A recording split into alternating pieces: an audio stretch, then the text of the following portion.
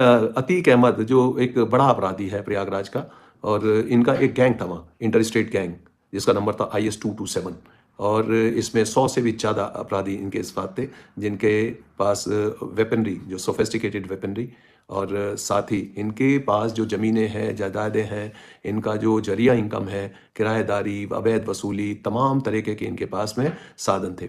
जब इनके ऊपर शिकंजा कसना शुरू हुआ, जब मैं वहाँ गया तो मैंने देखा इनकी कोई भी ज़मीन तब तक कुर्क नहीं हुई थी जब मैंने 2019 में वहाँ चार्ज लिया। फ्लाइट से क्यों नहीं लाया जाता जैसे राम रहीम को ले गए थे, ट्विंकल ट्विंकल। देखिए ये डिसीजन लेना पड़ता है और फ्लाइट से ले जाने का मतलब है उनको ग्लोरीफाई करना।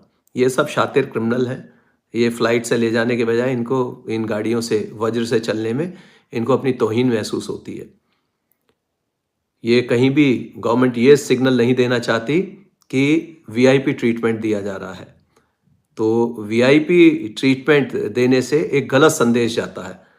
माफियाओं को जिस तरह का उन्होंने कृत्य किया है उसी तरह से डील होना चाहिए। IS 227 और इसमें 100 से भी ज़्यादा अपराधी इनके इस बात थे, जिनके पास वेपनरी, जो सोफिस्टिकेटेड वेपनरी और साथ ही इनके पास जो ज़मीनें हैं, जायदादें हैं, इनका जो ज़रिया इनकम है, किराएदारी, अवैध वसूली, तमाम तरीके के इनके पास में साधन थे।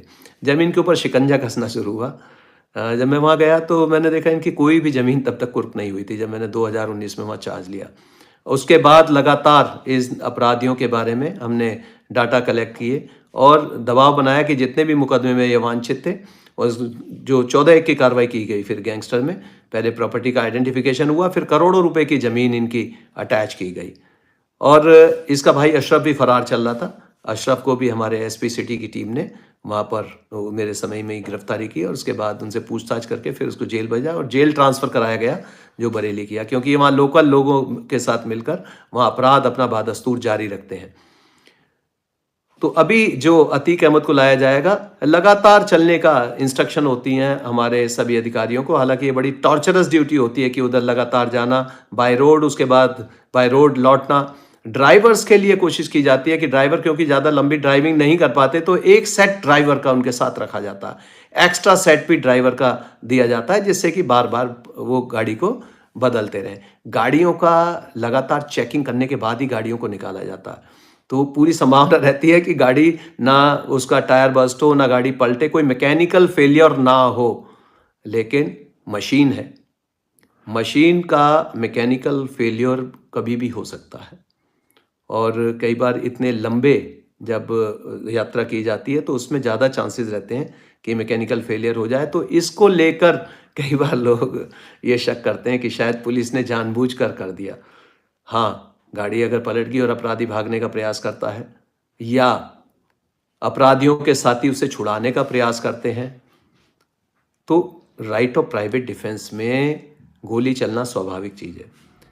देखिए, जब भी बदमाश एक्टिव होते हैं और पुलिस भी एक्टिव होती है, अगर बदमाश एक्टिव है, पुलिस इनएक्टिव है, तो अपराध बढ़ता जाएगा। ये जितने भी बदमाश हैं अतीक अहमद के साथ के, वो ज़्यादातर बहुत ही शातिर अपराधी है और साथ ही ये जो इंटर स्टेट गैंग है इनके, और साथ इनके जो अन्य साथी हैं जो दूसरे गैंग्स हैं वहाँ से भी इनके संपर्क रहते हैं। जैसे बिहार के जो काफ़ी सारे गैंग्स हैं उनसे इनका लगातार संपर्क है, शूटर वहाँ से इनके पास आते हैं। उत्तर प्रदेश के काफ़ी क्षेत्रों से इनके साथ लोग जुड़े हुए हैं। अभी गुजरात में भी ये देखने में आया था कि ये वहाँ से भी अपनी गतिविधियों को संचालित करते रहते थे। आपने देखा होगा कि गुजरात सरकार के द्वारा अचानक एक रेड की गई जो सभी जेलों पर हुई और उसमें काफ़ी अनियमितताएं वहाँ पर पाई गई जो जेल प्रशासन द्वारा और पुलिस जो प्रोटेक्शन में लगी थी उनके द्वारा की जा रही थी। दूसरी इक्वेशन क्या हो सकती है कि अपराधी एक्टिव है और पुलिस भी एक्टिव है, लेकिन जब घटना हो जाती है उसके बाद रिएक्शनरी फोर्स के रूप में वो काम करती है, रिएक्शन देती है केवल, तब अपराध तब भी कंट्रोल नहीं हो पाता। घटना हो गई, पुलिस ने उसमें इन्वेस्टिगेशन की, लोगों को जेल भेज रहे हैं, लेकिन सबसे अच्छी पुलिसिंग जो बताई गई है, जो हम नए ऑफिसर्स को बताते रहते हैं, वो है प्रोएक्टिव पुलिसिंग। अपराध ना हो उसको रोकने के लिए किस तरह से प्रिवेंटिव एक्शंस करने हैं, प्रोएक्टिव एक्शन कैसे करने हैं, इसके ऊपर ज़्यादा हम लोगों का फोकस रहता है।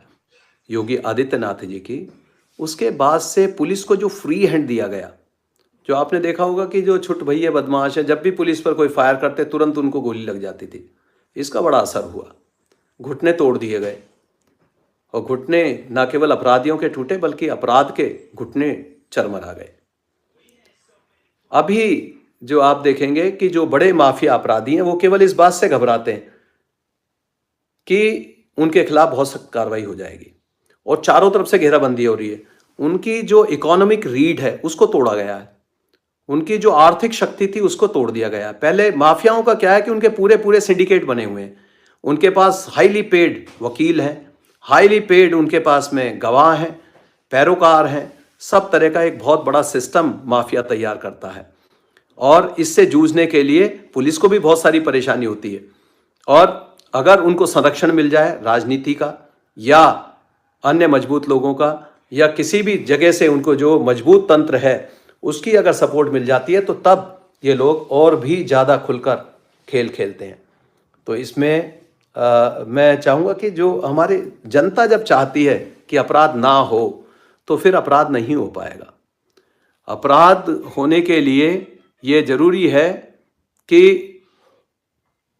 अपराधी को कहीं ना कहीं से ऑक्सीजन मिल रही है।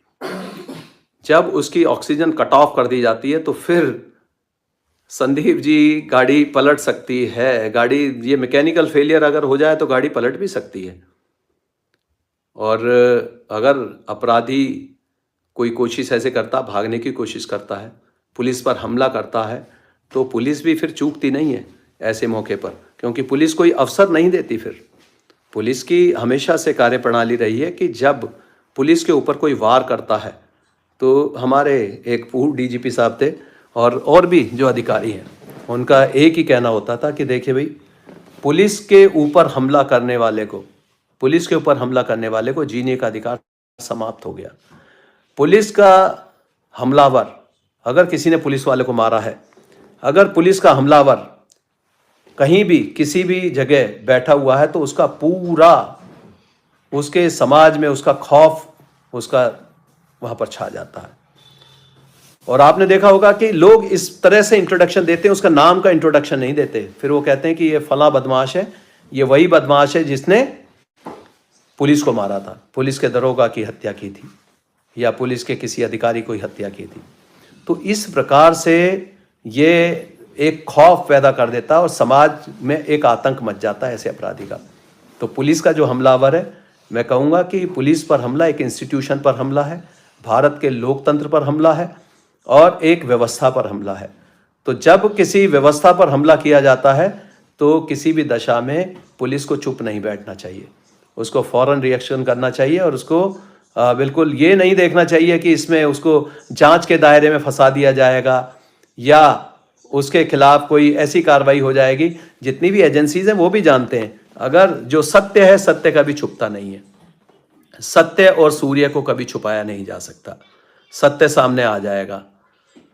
तो इसलिए जब भी मौका मिलता है, अगर लगता है कि बदमाश कोई आपके ऊपर अटैक करते हैं, तो ये जिम्मेदारी बनती है, नैतिक कर्तव्य बनता है किसी भी पुलिसकर्मी का कि वह उस पर रिएक्ट करे। इसमें लगभग वो फाइनल हियरिंग पर है, जिसमें अशरफ भी मुलजिम है और अतीक भी, उसमें अतीक अहमद भी मुलजिम है, और ये लगभग कन्विक्शन की तरफ ये केस चल रहा है। इसमें इनके द्वारा गवाहों के साथ जो है मारपीट की गई थी, डराया धमकाया गया, और अभी जो नए नए फैक्ट्स निकल के सामने आ रहे हैं, आपने देखा होगा कि पुलिस ने अभी रेड की थी इसके ठिकानों पर, जो इनकी हवेली गिराई जा चुकी थी, जो अतीक का ऑफिस हुआ करता था, उसमें ऐशगाह के रूप में इसको प्रयोग किया जा रहा था। वहाँ अभी न्यूज़पेपर्स मैंने उसमें रिपोर्ट्स देख रहा था, तो उसमें वहाँ एक नरकंकाल मिला है। उसी दिन वहाँ पर लाखों रुपए की बड़ी बरामदगी हुई, जिसे नोटों की मशीन के साथ कई घंटों बाद गिना जा सका। 10 असलहे वहाँ से बरामद हुए, भारी संख्या में एमुनीशन वहाँ से मिला। तो ये एक बड़े गैंग की जब इतनी कार्रवाई हो रही है, उसके बाद भी इतने मनबढ़ हैं, इतने बड़े बड़े इन्होंने गैंग इकट्ठे किए हुए हैं कि इसमें नई पौध आती रहती है। तो हमें जो नए अपराधी बनते हैं उनको रोकना है, जो पुराने अपराधी हैं उनका ट्रैक रिकॉर्ड इनका लगातार देखते रहना है और इनका जो गैंग है उस पर सतर्क दृष्टि रखनी होती है, क्योंकि वो कभी भी एक्टिव हो जाते हैं। ये जितने भी बदमाश हैं अतीक अहमद के साथ के, वो ज़्यादातर बहुत ही शातिर अपराधी है। और साथ ही ये जो इंटरस्टेट गैंग है इनके, और साथ इनके जो अन्य साथी हैं जो दूसरे गैंग्स हैं वहाँ से भी इनके संपर्क रहते हैं। जैसे बिहार के जो काफ़ी सारे गैंग्स हैं उनसे इनका लगातार संपर्क है, शूटर वहाँ से इनके पास आते हैं। उत्तर प्रदेश के काफ़ी क्षेत्रों से इनके साथ लोग जुड़े हुए हैं। अभी गुजरात में भी ये देखने में आया था कि ये वहाँ से भी अपनी गतिविधियों को संचालित करते रहते थे। आपने देखा होगा कि गुजरात सरकार के द्वारा अचानक एक रेड की गई जो सभी जेलों पर हुई और उसमें काफ़ी अनियमितताएं वहाँ पर पाई गई, जो जेल प्रशासन द्वारा और पुलिस जो प्रोटेक्शन में लगी थी उनके द्वारा की जा रही थी।